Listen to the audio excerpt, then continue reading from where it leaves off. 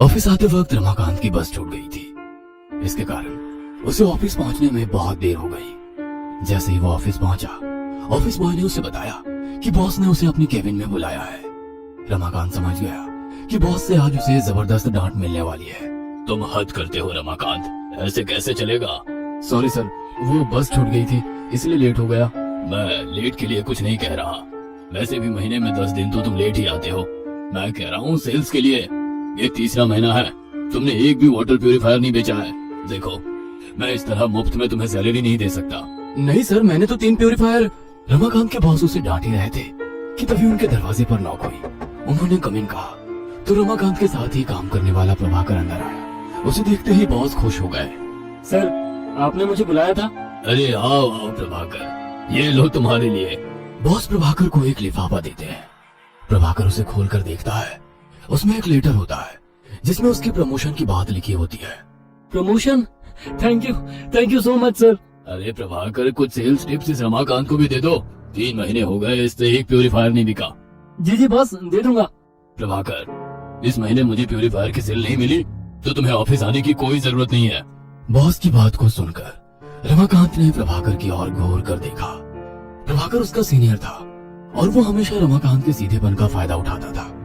उसके नाम की सेल्स वो खुद के नाम पर लिखा देता। 3 महीने से रमाकांत ने जो भी सेल की थी उसने उस पर अपना नाम चढ़ा लिया।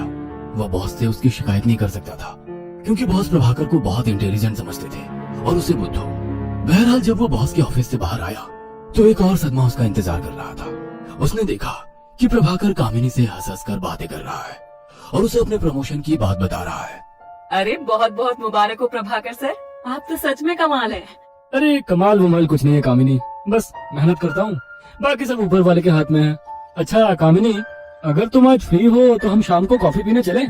क्यों नहीं सर, ये तो मेरा सौभाग्य होगा कि आपके जैसे सीनियर के साथ कुछ वक्त बिताने का मौका मिलेगा। रमाकांत कामिनी को बहुत पसंद करता था। मन ही मन उसने तो कामिनी और उसकी शादी के बाद होने वाले बच्चे तक का नाम सोच रखा था। लेकिन उस दिन कामिनी और प्रभाकर को हंस हंस कर बातें करते देख वह बहुत उदास हो गया। उसने मन ही मन एक निर्णय लिया और उसी समय ऑफिस से निकल गया। उसके बाद वो शहर के पास वाली नदी के पास गया। उसके ऊपर बने पुल से नदी की ओर झांक कर सोचने लगा, क्या भगवान, मेरे जैसे लोग अब बनाते ही क्यों हैं? ना तो नौकरी सही चल रही है और ना ही जिससे प्रेम करता हूँ उससे विवाह की कोई उम्मीद। अरे हम जैसे लोग बोझ है बोझ। आज धरती से ये बोझ कम कर रहा हूँ। मैं आ रहा हूँ आपके पास, आपसे मुझे बहुत सवाल भी करने हैं। ये कहकर वो नदी में कूद पड़ा। नदी गहरी थी, वह तुरंत ही डूबने लगा। तभी अचानक एक आदमी वहां आया और वो रमाकांत को बचाकर नदी के किनारे ले आया। थोड़ी देर बाद जब रमाकांत की नींद खुली तो उसने खुद को किनारे पर पाया और अपने बगल में उस आदमी को बैठे हुए देखा। तुम कौन हो? अरे आपको होश आ गया? आपको जब तैरना नहीं आता तो इतने गहरे पानी में क्यों गए? आप डूब रहे थे और मुझे आपको बचाना पड़ा। अरे भाई, मैं आत्महत्या करने के लिए कूदा था, तुमने मुझे क्यों बचा लिया? क्या समय आ गया है, कोई चैन से मरने भी नहीं देता।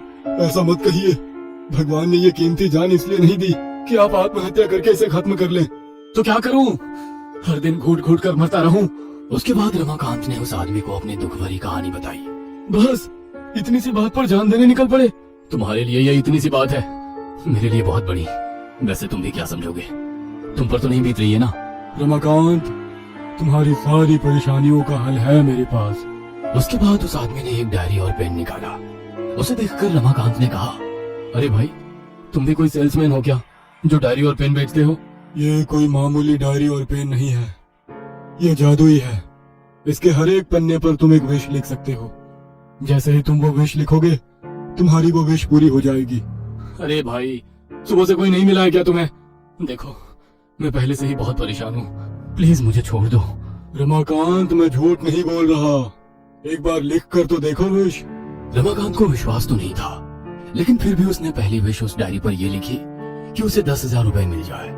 जैसे ही उसने विश लिखी उसके हाथ में 10,000 रुपए आ गए। उसे अपनी आंखों पर भरोसा नहीं हो रहा था।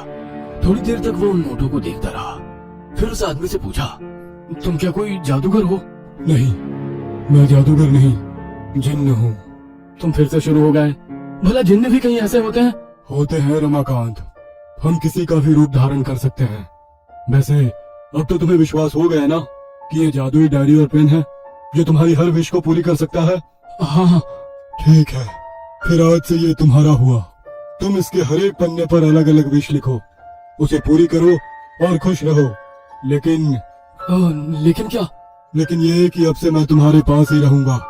मैं औरों को तो नहीं दिखूंगा, लेकिन हमेशा तुम्हारे साथ रहूंगा।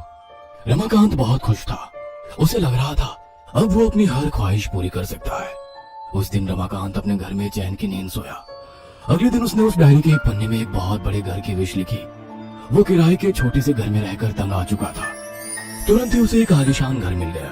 फिर उसने एक महंगी कार की विश की, वो भी पूरी हो गई। लाखों रुपए मांगे, वो भी मिल गए। कुछ महीनों बाद अब वो पुराना रमाकांत नहीं रहा, बल्कि वो जाना माना रईस रमाकांत हो चुका था। एक दिन अपने बड़े से स्विमिंग पूल में तैरते हुए उसे प्रभाकर की याद आई। मेरे सीनियर प्रभाकर ने मुझे बहुत बेवकूफ बनाया है, मेरा हक मारा है। अब उसे इसकी सजा मिलनी चाहिए। अब मैं बताता हूँ उसे कि दूसरे का हक मारने का अंजाम क्या होता है। उसके चलते मेरी नौकरी खतरे में आई थी ना, अब उसकी नौकरी भी नहीं बचेगी। उसके बाद रमाकांत ने उस डायरी में लिखा कि प्रभाकर बीच मीटिंग में सबके सामने बॉस को जूते से मारे। इधर उसने विश लिखा, उधर वो पूरा हो गया। प्रभाकर के जूता मारने के कारण उसके बॉस ने उसे नौकरी से निकाल दिया। रमाकांत ये जानकर बहुत खुश हुआ। अब तो रमाकांत उस डायरी और पेन से कहीं गैर जरूरी चीजों की मांग भी करने लगा। धीरे धीरे डायरी के पन्ने कम होने लगे। एक दिन जब डायरी में सिर्फ आखिरी पन्ना बचा तो उसे अपनी मोहब्बत कामिनी की याद आई। आज मेरे पास सब कुछ है, सब कुछ, दौलत, शोहरत, महंगी गाड़ी, आलीशान घर, बस मेरी महबूबा कामिनी ही नहीं है। मुझे नहीं लगता है अब उसे मेरे पास आने से कोई दिक्कत होगी। रानी की तरह रखूंगा मैं उसे, रानी की तरह। आज इस डायरी में आखिरी विश लिखकर उससे शादी कर लूं, फिर जिंदगी आराम से कटेगी। ये सोचकर वो डायरी के आखिरी पन्ने में अपनी आखिरी विश लिखने लगा। लेकिन ये क्या, वो उसके आखिरी पन्ने में अपनी आखिरी विश लिखने की लाख कोशिश करता, लेकिन वो लिख नहीं पाता। वो बहुत परेशान हो गया। परेशान होकर वो जिन्नू को बुलाने लगा। अचानक वो जिन्नू उसके सामने प्रकट हो गया। जिन भाई, ये देखो, तुम्हारी जादुई डायरी और पेन खराब हो गई है। मैं इस पर अपनी आखिरी विश लिखना चाह रहा हूँ, लेकिन मैं लिख नहीं पा रहा। प्लीज तुम मेरी मदद कर दो ना। रमाकांत, इस डायरी की एक बात तो मैं तुम्हें बताना ही भूल गया। इसके आखिरी पेज पर तुम नहीं लिख सकते। इसके आखिरी पेज पर मैं अपनी विश लिखूंगा। तुम्हारी विश? उसके बाद जिन ने रमाकांत से कहा, हाँ रमाकांत, मेरी विश, क्योंकि तुम इंसानों की कोई भी विश कभी आखिरी नहीं होती। यह मिल जाए तो वो चाहिए, वो मिल जाए तो ये चाहिए, ये पूरा हो गया तो वो पूरा करना है, वो पूरा हो गया तो फिर कुछ और पूरा करना है। पूरी जिंदगी उसे कुछ ना कुछ चाहिए।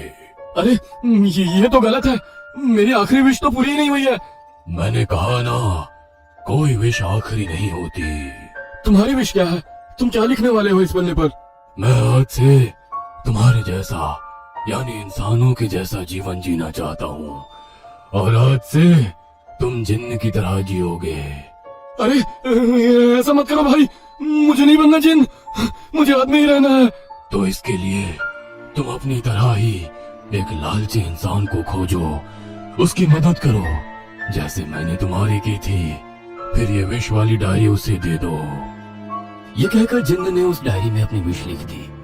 उसके बाद वो इंसान में तब्दील हो गया और रमाकांत जिन्न में। रमाकांत के लालच और आखिरी विश की चाहत ने उससे उसका सब कुछ छीन लिया।